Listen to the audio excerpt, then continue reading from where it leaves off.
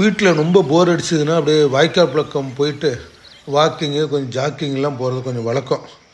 அதுவும் இந்த வாய்க்கால் பக்கம் போனோம்னா கொஞ்சம் ஃப்ரீயாக இருக்கும், அமைதியாக இருக்கும், மனசு சலிப்பு வராது. அந்த அழகான இயற்கை காட்சிகளோடு அப்படி வாக்கிங் போகிறப்ப எதேச்சியாக கண்ணில் பட்டது அந்த வாய்க்காலில் ஒரு பெரியவர் மீன் வலையெல்லாம் எடுத்துகிட்டு இருந்தார்.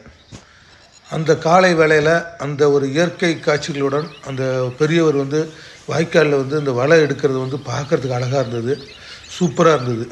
இன்னொரு ஆச்சரியப்படக்கூடிய விஷயம் என்னன்னு கேட்டிங்கன்னா, அவர் அவ்வளோ பெரிய ஆழத்திலே பெரியவர் இந்த கரையிலேருந்து அந்த கரை வரைக்கும் எந்த துளி கூட பயம் இல்லாமல் அந்த வலையை விரிச்சுக்கிட்டோ எடுத்துக்கிட்டு போனது ஒரு ஆச்சரியப்படக்கூடிய விஷயம். நம்ம அவரெல்லாம் பார்க்குறப்ப நம்மளும் இன்னும் சுறுசுறுப்பாக இருக்கணும், இன்னும் ஓடிக்கிட்டே இருக்கணும் அப்படிங்கிற ஒரு மோட்டிவேஷன் எண்ணம் தான் அப்படியே வந்தது. சரி, கடைசியில் அவர் அந்த வாய்க்காக்கரையில் மேலே ஏற வரைக்கும் அப்படியே வெயிட் பண்ணி அப்படியே பார்த்துக்கிட்டே இருந்தேன். ஒரு கட்டத்தில் மேலே வந்தார். சரி, ஏதாவது மீன் இருந்ததுன்னா கொஞ்சம் வாங்கிட்டு போகலாம் அப்படிங்கிற ஐடியாவில் பார்த்தேன். அவர் இந்த சாக்கு பையிலேருந்து மீன் எடுத்து போடுவார்னு பார்த்தா கடைசியில் அவருடைய செருப்பு தான் எடுத்து போட்டார். ஐயா, எதுக்குங்க அந்த மாதிரி செருப்பு கவருக்குள்ளே எடுத்து போட்டு போகிறீங்களே வாய்க்காலுக்குள்ளே அப்படின்னதுக்கு, நம்பி வெளியில் விட முடியல, எல்லாம் எடுத்துகிட்டு போயிடுறாங்க அப்படின்னார்.